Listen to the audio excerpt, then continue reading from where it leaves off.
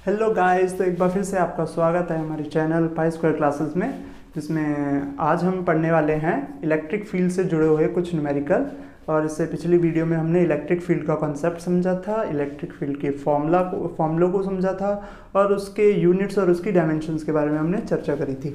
सो आज हम शुरू करने वाले हैं इलेक्ट्रिक फील्ड से कुछ न्यूमेरिकल्स। ठीक है।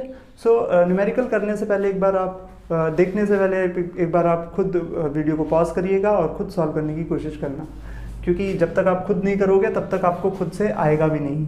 ठीक है।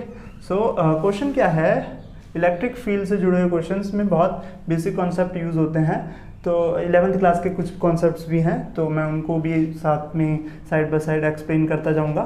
सो क्वेश्चन है calculate the electric field strength. आपको क्या करना है, आप क्वेश्चन को रीड करिए और उसमें से जो भी आपको इन्फॉर्मेशन मिल रही है उसको नोट करते जाइए।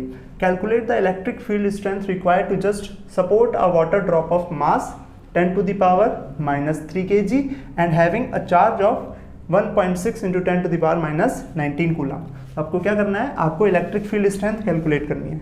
सो आप लिख लीजिए कि आपको इलेक्ट्रिक फील्ड स्ट्रेंथ को कैलकुलेट करना है, और जिनको नहीं पता है वो मेरे इसी चैनल पे इलेक्ट्रिक फील्ड करके वीडियो है, वो देख सकते हैं, मैं लिंक डिस्क्रिप्शन में दे दूंगा। ठीक है। तो आपको इलेक्ट्रिक फील्ड स्ट्रेंथ कैलकुलेट करनी है। Required to just support a water drop of mass, इतना एक वाटर की ड्रॉप है। चलिए तो बना लेते हैं, ड्रॉप बना ली मैंने, गंदी सी ड्रॉप। तो ड्रॉप है वाटर की, और इसका मास जो है, इसका मास है 10 to the power -3 kg, हल्की सी ड्रॉप है, और उसमें कुछ चार्ज भी है। एंड हैविंग अ चार्ज, इतना चार्ज दे रखा, चार्ज कितना है 1.6 into 10 to the power -19 coulomb. ध्यान रखिएगा, आपने 11th क्लास में पढ़ा ही होगा और 9th क्लास में भी पढ़ा था कि कोई भी फ्रीली फॉलिंग बॉडी होती है तो उस पर जो नीचे की तरफ फोर्स लगता है वो उसके वेट के बराबर फोर्स होता है, उसके वेट के बराबर फोर्स होता है। जो उस पर नीचे की तरफ ग्रेविटी फोर्स लगाती है वो कितना फोर्स होता है, वो वेट के बराबर होता है, which is equals to mass into gravity. और इस जी की वैल्यू हम जनरली 9.8 लेते हैं, कई क्वेश्चंस में 10 लेने को भी बोल देते हैं, 9.8 मीटर पर सेकेंड स्क्वायर। राइट। तो इस क्वेश्चन में हम 9.8, जिसमें आपको वो 10 दे देंगे कि 10 यूज़ कर लो, तो आप 10 यूज़ करिएगा, वरना 9.8 ही स्टैंडर्ड वैल्यू, आप यही लीजिएगा, 9.8 मीटर पर सेकेंड स्क्वायर। राइट। सो एक वाटर की ड्रॉप है, ये फ्रीली फॉल हो रही है, इसको सपोर्ट करना है। सपोर्ट करना है इन द सेंस कि इसको बैलेंस करना है। वो बैलेंस हम कैसे करेंगे, इलेक्ट्रिक फील्ड की हेल्प से। इलेक्ट्रिक फील्ड की हेल्प से हम कैसे कर सकते हैं, आपको पता है, इलेक्ट्रिक फील्ड में कोई चार्ज आ जाए तो उस पर फोर्स लगता है, तो हमें ये जो वाटर ड्रॉप है वो नीचे की तरफ डब्ल्यू फोर्स लगा रही है, तो इसको बैलेंस करने के लिए हम इलेक्ट्रिक जो फील्ड है वो ऊपर की तरफ लगा करके इसको बैलेंस कर सकते हैं। तो इलेक्ट्रिक फील्ड हमें पता है ऊपर की तरफ, तो इलेक्ट्रिक फील्ड देखिए, फोर्स नीचे की तरफ mg लग रहा है, तो हमें इलेक्ट्रिक फील्ड की वजह से जो फोर्स है वो ऊपर की तरफ लगाना पड़ेगा, और उतना ही लगाना पड़ेगा जितना इस mg की वैल्यू होगी। तो वो जो फोर्स है, आपको पता है इलेक्ट्रिक फील्ड क्या होती है, F/Q। तो यहाँ से अगर आप फोर्स का फॉर्मूला निकालो तो Q इधर चले आएगा, तो it will be Q × E, QE लिख लीजिए, Q × E। तो इलेक्ट्रिक फील्ड की वजह से जो फोर्स होता है वो दैट इज Q × E। तो आपसे वही पूछ रहे हैं कि इलेक्ट्रिक फील्ड स्ट्रेंथ, ये इलेक्ट्रिक फील्ड कितनी होनी चाहिए जिससे कि ये वाटर की ड्रॉप जो है वो बैलेंस हो जाए। सो व्हेन द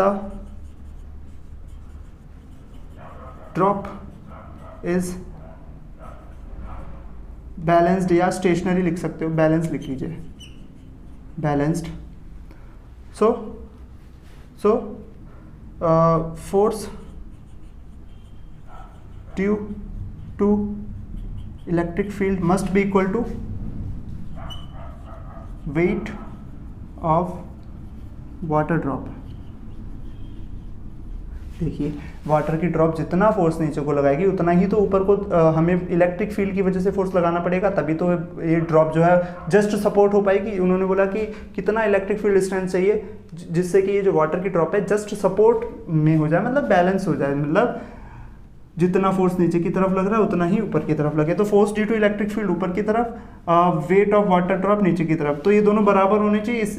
जब ये बराबर होंगे तब जाकर ये ड्रॉप जो है ये स्टेशनरी या बैलेंस पोजीशन पर आएगी। So force due to electric field क्या था, QE, और वेट क्या था, mg। सो यहाँ से इलेक्ट्रिक फील्ड की वैल्यू आप निकाल सकते हो mg/1 क्यू। देखिए m आपको पता है कितना है, मास कितना है ड्रॉप का 10⁻³ इंटू ग्रेविटी मैंने बताया था आपको ये कितना लेना है 9.8 और यहाँ पर से चार्ज आप ले लीजिए कितना है 1.6 इंटू 10⁻⁻19 कूलम्ब। सो आप इस चीज़ को सॉल्व करोगे तो आपको इलेक्ट्रिक फील्ड की वैल्यू मिल जाएगी। So pause the video to note it down.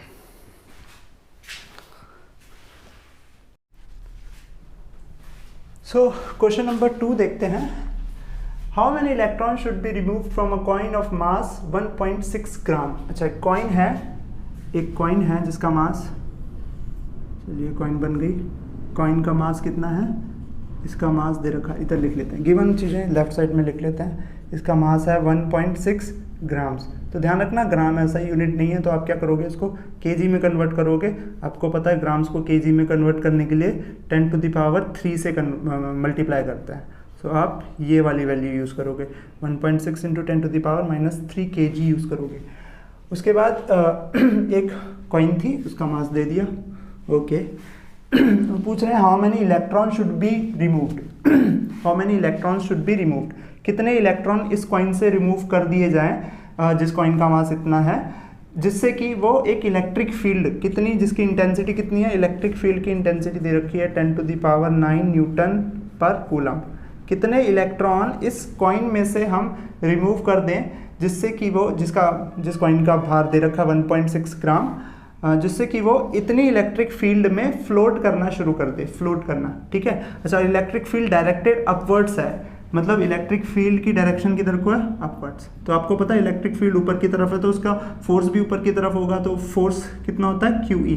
पिछले क्वेश्चन में हमने देखा था electric field is equals to F/Q होता था, और F इज इक्वल्स टू क्या हो जाएगा EQ या QE कुछ भी, ठीक है, ओके।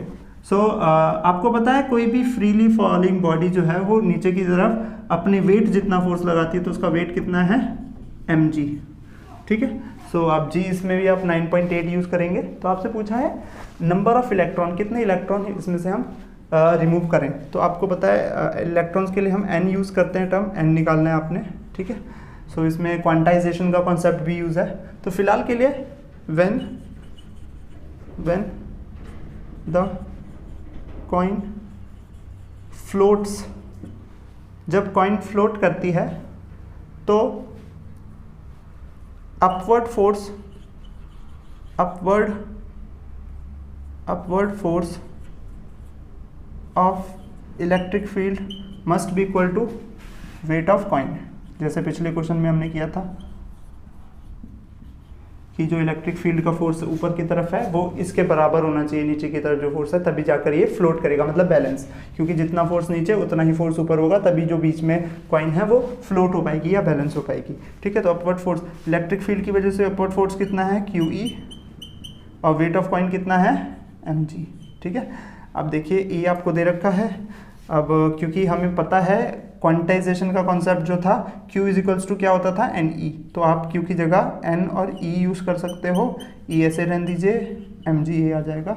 यहाँ पर रीज़न लिख लीजिए, हमने क्या किया Q बराबर NE से रिप्लेस किया, राइट। तो यहाँ से आपको पता है N निकालना है, आपको E पता होता है। E क्या है, एलिमेंट्री चार्ज, ये कैपिटल E है electric field, this is mass and this is gravity. तो यहाँ से N की वैल्यू क्या हो जाएगी mg ओवर E, और E नीचे चले जाएंगे ये, ठीक।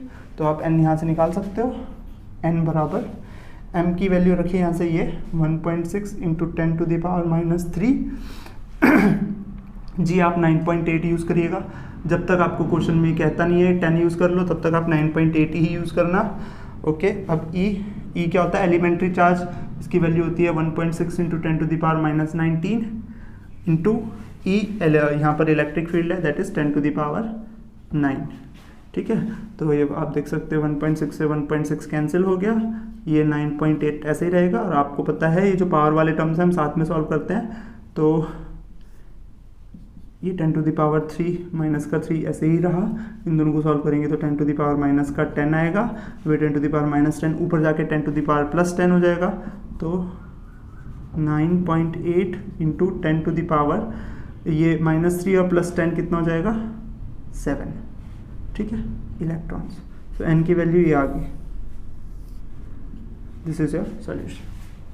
सो pause the video to note it down. तो चलते हैं न्यूमेरिकल नंबर 3 पर. और ये न्यूमेरिकल जो है ये वोल्टेज और इलेक्ट्रिक फील्ड का एक रिलेशन होता है. उस रिलेशन को यूज़ करके हम इस न्यूमेरिकल को सॉल्व कर सकते हैं. सो न्यूमेरिकल क्या क्वेश्चन पढ़ते हैं पहले. Calculate the voltage required. देखिए तो वोल्टेज आ गया, आपको कैलकुलेट क्या करना है, वोल्टेज. तो सबसे पहले आप इन्फॉर्मेशन को लिखना शुरू कर दीजिए. वोल्टेज आपको कैलकुलेट करनी है. वोल्टेज को V से शो करते हैं. तो calculate the voltage required to balance an oil drop carrying 10 electrons. एक ऑयल की ड्रॉप है, तो चलो फिर से एक ऑयल की ड्रॉप बना लेते हैं.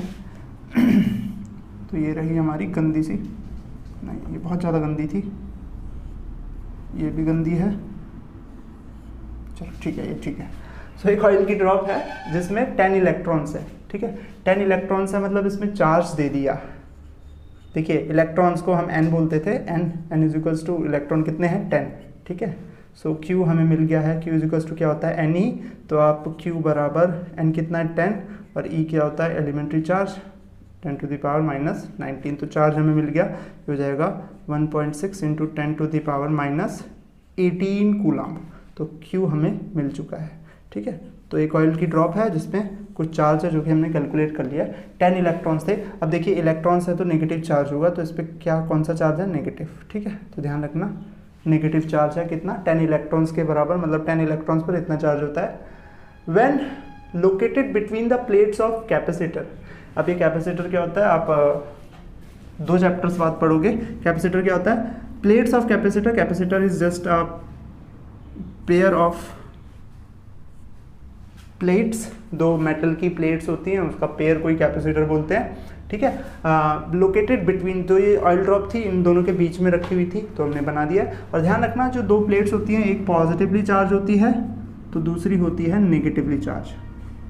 ठीक है, अपोजिट चार्ज होते हैं. ठीक, तो इलेक्ट्रिक फील्ड की डायरेक्शन होगी ये. ठीक, क्योंकि इलेक्ट्रिक फील्ड पॉजिटिव से नेगेटिव की तरफ होता है. ठीक, और इन दोनों के बीच में जो स्पेस है वो भी बता दिया उन्होंने. डी कितना है 5 mm, 5 मिलीमीटर है. ठीक है, चलिए तो डी भी लिख लीजिए. यहाँ पर डी कितना दिया है 5 mm, तो 5 मिलीमीटर है. तो आप इसको इसमें मीटर में यूज़ करोगे तो 5 into 10 to the power minus 3 से मल्टीप्लाई आपको कराना पड़ेगा. -3 से मल्टीप्लाई कराकर आप मीटर में यूज़ कर लोगे इसको. ठीक है, the mass of oil drop. Oil drop का मास भी दिया है. ऑयल की जो ड्रॉप है उसका मास है 3 into 10 to the power minus 16 kg.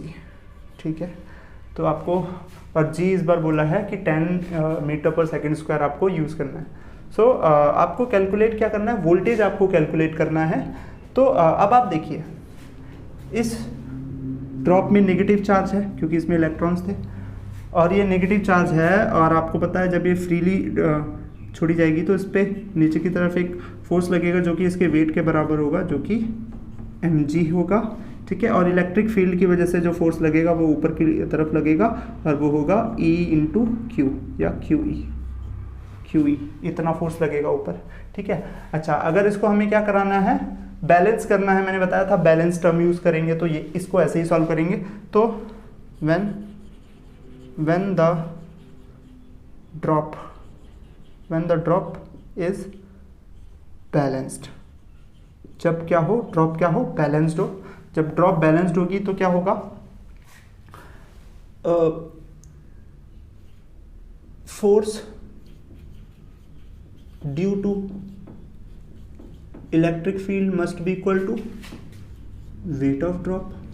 पिछले 2 क्वेश्चंस में हमने ऐसे ही सॉल्व किया, वेट ऑफ ड्रॉप. ठीक है, force due to electric field is equal to weight of drop होना चाहिए. तो फोर्स इलेक्ट्रिक फील्ड की वजह से फोर्स क्या था QE, और इसका वेट कितना था mg. ठीक है, अच्छा अब जो रिलेशन आपको वोल्टेज और इलेक्ट्रिक फील्ड वाला रिलेशन जो मैं स्टार्टिंग में बात कर रहा था, तो वो रिलेशन क्या होता है, E बराबर जो होता है voltage upon distance between plates. Electric field क्या होता है, voltage between the plates. Electric field is equals to voltage between the plates divided by its distance. ठीक है, तो आप E की जगह क्या रिप्लेस कर लेंगे, E की जगह हम E is equals to V/D use कर लेंगे. V/D एक्चुअली ये वाली लाइन नीचे आएगी, कोई नहीं आप समझ गए. और इधर रहेगा mg। तो आपको v कैलकुलेट करना था, तो आप बाकी सब उधर भेज दीजिए, ट्रांसपोज कर दीजिए इनटू q। अब वोल्टेज यहाँ से हमको मास पता है, ग्रेविटी पता है, d पता है, q पता है, तो अब हम कैलकुलेट कर सकते हैं। मास कितना है इसका, मास है कितना, हाँ 3 × 10⁻16। ग्रेविटी इस बार बोला था 10 यूज़ करना, तो ये रहा। और d कितना है, d हमने यहाँ लिखा था 5 × 10⁻³ ओवर चार्ज कितना था 1.6 × 10⁻18। तो आप इसको सॉल्व करोगे, तो आप इसको सॉल्व करने के लिए मैं आपको एक बार फिर बताऊं, जो पावर वाले टर्म्स हैं इनको सब साथ में सॉल्व करना। जिनका बेस सेम होता है उनकी पावर ऐड कर देते हैं, ये सब तो बहुत बेसिक्स है, आपको पता ही होगा। ठीक है, तो आप इसको ऐसे सॉल्व कर सकते हैं। तो ऊपर क्या आ जाएगा 5 और 3 15 और 150, इन दोनों को सॉल्व करेंगे तो ये आ जाएगा 10⁻⁻19, इधर 1.6 और ये 10⁻18 ऊपर जाएगा तो पॉजिटिव हो जाएगा, तो 10⁻18 ऐसे लिख दिया। अच्छा, अब इन दोनों को सॉल्व करेंगे तो एक 10 बचेगा, यहाँ से बचेगा 150 × 10⁻⁻1 और इधर आ गया 1.6। ये पॉइंट हटाओ, इधर 0 लगाओ और इसको सॉल्व कर लीजिए। ठीक है, अच्छा तो ऐसा करते हैं, इसको हटा दो, हाँ इसको सॉल्व करोगे तो आपका आंसर आ जाएगा। So pause the video to note it down.